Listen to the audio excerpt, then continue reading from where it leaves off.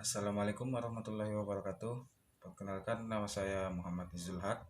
Saya dari kelas TPMB 2018.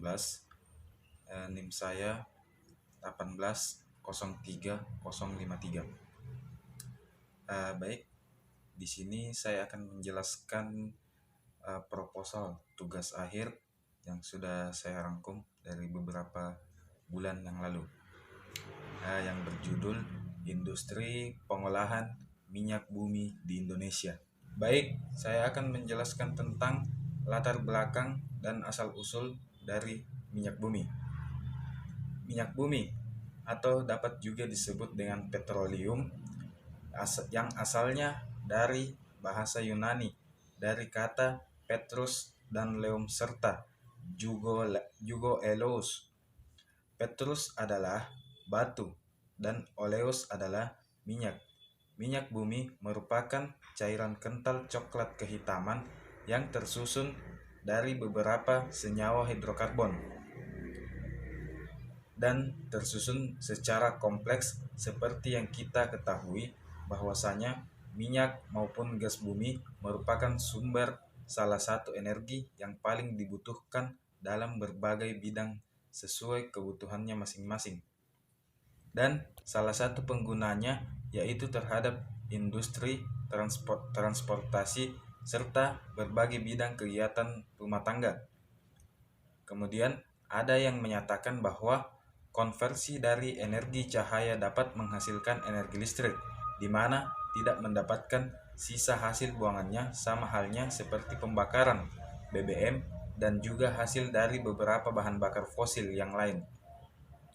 Materi sedimen organik dan minyak mentah mengandung berbagai senyawa biomarker untuk menentukan jenis senyawa yang terdapat pada organisme tertentu.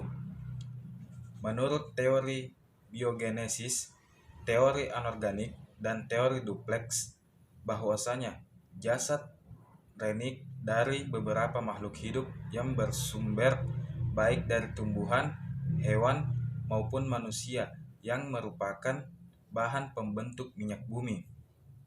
Kumpulan jasad dari makhluk hidup akan dibawa oleh air sungai bersama dengan lumpur yang akan berkumpul di dasar laut. Kemudian, waktu yang dibutuhkan pada peristiwa tersebut sangat-sangat lama, bahkan mencapai ribuan tahun. Selain itu, juga dipengaruhi oleh suhu dan tekanan sampai akhirnya dari makhluk hidup tersebut renik atau menjadi bintik-bintik dan gelembung-gelembung gas dan minyak. Di dalam setiap perangkat terap akan memiliki kandungan yang berbeda-beda. Pada terap pertama terdiri dari minyak, gas, dan air. Kemudian terap kedua terdiri dari minyak dan air. Sedangkan pada terap ketiga terdiri dari gas dan air. Keberadaan minyak dan gas di bumi juga berbeda-beda. Hal ini dipengaruhi oleh perbedaan berat jenis dari minyak, gas, dan air, di mana gas berada pada bagian atas, kemudian minyak berada di pertengahan, sedangkan air pada bagian bawah. Kemudian selanjutnya tahapan-tahapan terbentuknya minyak bumi melalui beberapa tingkatan. Pada tahapan pertama yaitu fotosintesa ganggang. Terus, ganggang merupakan salah satu biota terpenting dalam menghasilkan minyak bumi. Hal ini terjadi apabila ganggang yang tidak lagi berfotosintesa dengan air akan mati dan membentuk batuan induk. Sedangkan untuk tumbuhan yang berjibaku berbiji atau disebut tingkat tinggi apabila tidak mengalami fotosintesa, maka tumbuhan itu akan mati, di mana mereka akan sering memproduksi kandungan gas dari minyak bumi. Nah, selanjutnya tahapan kedua yaitu pembentukan batuan induk yang mana terbentuk dari ganggang yang telah mati. Kemudian mengalami pengendapan di dasar laut sehingga terbentuk batuan induk. Senyawa karbon yang terkandung di dalam batuan induk yang terbentuk dari ganggang melalui proses yang spesifik sehingga tidak semua cekungan bisa terbentuk menjadi batuan induk. Selanjutnya kita masuk ke metode yang digunakan dalam pengolahan minyak bumi. Nah, pada dasarnya metode yang digunakan adalah metode destilasi. Pada tahap ini, komponen minyak bumi akan terpisah menjadi fraksi-fraksi sesuai titik didihnya. Destilasi yang cocok untuk pengolahan minyak bumi adalah destilasi bertingkat. Destilasi bertingkat ini prinsipnya didasarkan pemisahan fraksi-fraksi perbedaan titik didihnya. Fraksi-fraksi tersebut dimurnikan dan dirubah struktur molekulnya. Setelah itu dibebaskan dari pengotornya dan terakhir ditambah bahan aditif untuk menjadi produk yang dapat dimanfaatkan oleh masyarakat. Minyak mentah mula-mula dipanaskan dalam sebuah tabung tinggi pada tekanan 1 atm pada suhu kurang lebih 3500 derajat Celcius. Kemudian setelah dipanaskan, komponen minyak bumi akan terpisah menjadi fraksi-fraksi berdasarkan perbedaan titik didihnya. Selain destilasi, ada proses yang dilakukan agar minyak bumi dihasilkan murni dan bebas dari pengotor-pengotornya. Prosesnya setelah destilasi meliputi cracking, reforming, alkilasi, dan polimerisasi, treating, serta blending. Selanjutnya saya akan membahas tentang perusahaan minyak bumi di Indonesia yang mengelola minyak bumi dari bentuk aplikasi yang mengambil patokan Undang-Undang Dasar 1945 Pasal 33 Ayat 3. Pada tahun 2013, Indonesia menduduki peringkat ke-22 negara dalam penghasil minyak mentah terbesar di dunia. Sedangkan pada tahun 2016, Indonesia menduduki peringkat ke-21 negara penghasil minyak mentah terbesar di dunia. Adapun 7 provinsi penghasil minyak mentah terbesar di Indonesia ialah Sumatera Selatan, Kepulauan Riau, Papua Barat, Sektor Laut Jawa, Riau, Jawa Timur, dan Kalimantan Timur. Dan saat ini perusahaan yang mengelola minyak bumi yaitu diantaranya PT Chevron Pacific Indonesia. Chevron Pacific Indonesia merupakan perusahaan pengolahan minyak dan gas terbesar di Indonesia, yaitu sekitar 2 miliar barel. Chevron Pacific Indonesia merupakan anak perusahaan dari PT Chevron. Chevron berdiri pada tanggal 10 September 1979 di California, Amerika Serikat. Saat ini perusahaan Chevron menjadi perusahaan terintegritas di seluruh dunia yang tersebar di 180 negara, salah satunya di Indonesia. Kemudian perusahaan yang kedua yaitu adalah Pertamina. Pertamina merupakan salah satu perusahaan badan usaha milik negara atau yang biasa disebut dengan BUMN.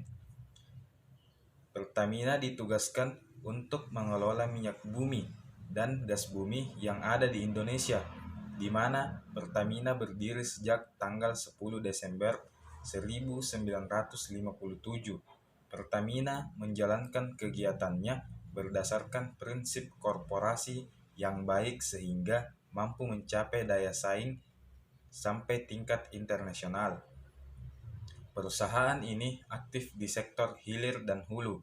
Sektor hilir mencakup produksi minyak energi dan gas serta eksplorasi, sedangkan sektor hulu meliputi pengolahan dan pemasaran.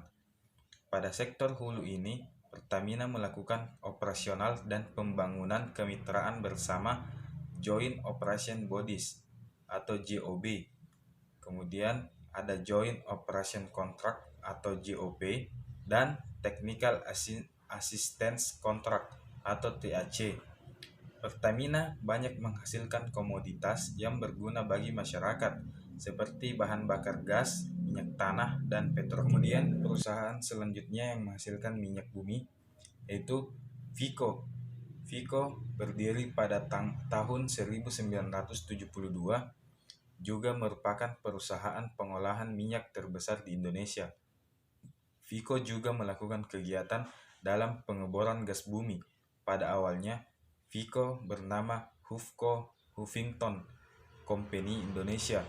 Vico adalah perusahaan pertama yang membawa LNG ke Indonesia.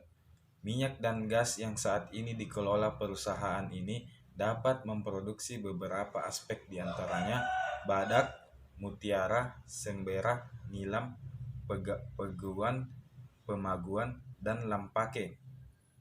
Gas alam dikirim ke perusahaan pabrik badak LNG Bontang, di mana LNG dan LPG dihasilkan dan kemudian dikirim oleh pasokan pupuk metanol di Kaltim Industry Estates. Vico dan Pertamina ini melakukan kerjasama atas dukungan para mitranya melalui kontrak bagi hasil. Bahkan Vico termasuk penyumbang kontribusi produksi terbesar di Indonesia, yaitu sebesar 14.400 BOPD. Selanjutnya perusahaan yang bernama Chevron. Indonesia Chevron adalah perusahaan yang beroperasi di Indonesia, yaitu di daerah Blok S Kalimantan, yang mengolah minyak dan gas di Indonesia. Perusahaan ini dahulunya bernama Unocal Indonesia, kemudian berganti nama menjadi Chevron Indonesia di tahun 2005. Perusahaan ini merupakan anak perusahaan dari perusahaan Chevron India Asia Business. Unit perusahaan ini juga merupakan perusahaan kontrak dan termasuk perusahaan terbesar penyumbang produksi, yaitu sekitar 18.200 BOPD. Selanjutnya ada perusahaan Medco E&P Indonesia.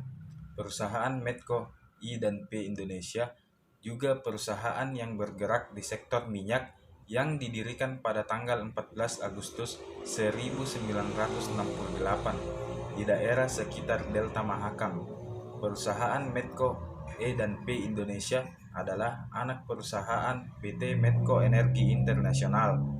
Perusahaan ini terdaftar di Bursa Efek Indonesia karena menjalin kerjasama kontrak dengan BP Migas. Wilayah kerja perusahaan ini juga berada di beberapa daerah di Indonesia. Perusahaan ini juga merupakan salah satu perusahaan terbesar penyumbang kontribusi terbesar di Indonesia, yaitu sekitar 55.100 BOPD. Mungkin itu saja yang bisa dapat saya sampaikan. Mohon maaf bila ada salah katanya. Wassalamualaikum warahmatullahi wabarakatuh.